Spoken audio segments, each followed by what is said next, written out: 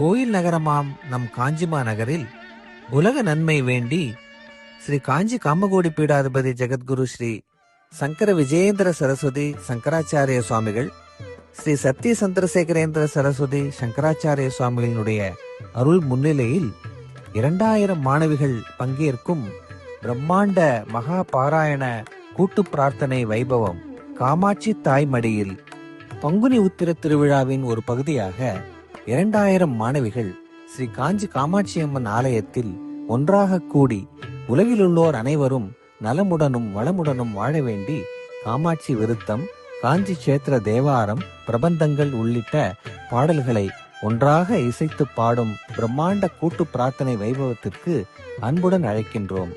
நாள் மார்ச் 28, 2026 சனிக்கிழமை மாலை 2 மணி. அனைவரும் வருக. அம்மன் அருள் பெருக, குரு அருள் பெருக.